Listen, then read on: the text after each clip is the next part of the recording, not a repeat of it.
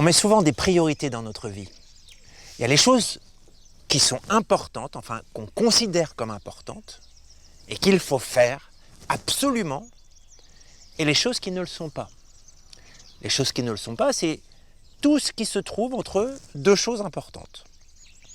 Et du coup, on essaye de réduire cet écart entre les deux choses importantes, en allant plus vite, en remplissant les vides ou en essayant de les supprimer. Et du coup, on ne vit pas pleinement notre vie. On ne sait plus vivre le moment présent.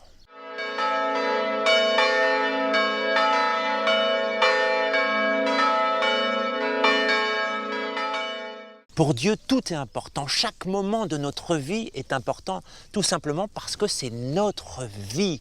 Elle est unique et limitée. C'est l'espace dont on dispose pour apprendre à aimer. Et en séquençant notre vie entre les choses importantes et celles qui ne le sont pas, déplacements, imprévus, attentes, ennuis, on vit notre vie en pointillé. On la coupe et on passe à côté de tous les cadeaux que Dieu veut nous faire justement à travers ces moments non planifiés. En plus, on vit sous tension en permanence et c'est insupportable et pour notre entourage et pour nous. On se met une pression de fou. On s'organise nos journées avec un plan, avec des objectifs conscients ou inconscients à réaliser. Et si ça ne marche pas comme prévu, on est dans le stress. Il faut courir en permanence pour arriver à accomplir ce qu'on s'est fixé. On est comme un petit lapin qui court en permanence. Et pour les intertâches, c'est-à-dire les moments qui se trouvent entre deux choses qu'on a décidé de faire, là on a l'impression de perdre son temps. On essaye de réduire ça au maximum et ça met encore une super pression. En fait, on est sous pression toute la journée. On s'en rend peut-être pas compte, mais lorsqu'on dort, on voit bien que le sommeil n'est pas paisible parce que on n'accomplit jamais ce qu'on avait décidé, c'est pas possible. La vie nous réserve en permanence des imprévus. L'essentiel de notre vie est de l'imprévu. Le plus important, c'est de faire la volonté de Dieu, sans attente et sans tension.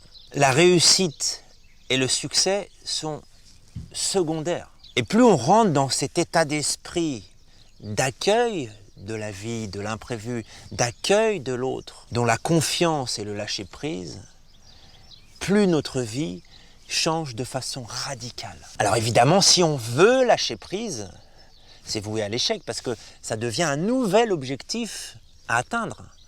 Le lâcher-prise ne doit pas être un objectif, mais le fruit d'un état d'esprit. Et cet état d'esprit, c'est un état de gratitude envers la vie que Dieu nous donne à chaque instant. Et comment je rentre en connexion avec ce don de la vie ? En quittant ma volonté propre, en abandonnant mes objectifs, en renonçant à ce que je veux, ce qui m'enferme, mes propres prisons intérieures que je crée moi-même chaque jour et qui me font quitter la connexion au divin. Alors que j'ai qu'une chose à faire, me laisser guider par le flot de la vie, me laisser entraîner là où l'esprit veut me guider. Alors ça ne veut pas dire que je suis ballotté par les flots, sans savoir où je vais, et que je me laisse aller comme ça, comme une méduse. Rien à voir. Ça veut juste dire que je ne choisis pas le cap, que je ne choisis pas les étapes, que je ne choisis pas la façon dont va se dérouler la traversée. Et c'est très reposant finalement, parce que ça enlève toute tension à ma vie. Alors sur ce chemin d'une vie pleine et sans pointillés, ouverte à l'imprévu, ouverte à tout ce qui peut se passer. On a les yeux, les oreilles dans l'accueil en permanence. Je vous souhaite bon courage, j'ai confiance en vous et que Dieu vous bénisse et vous accompagne.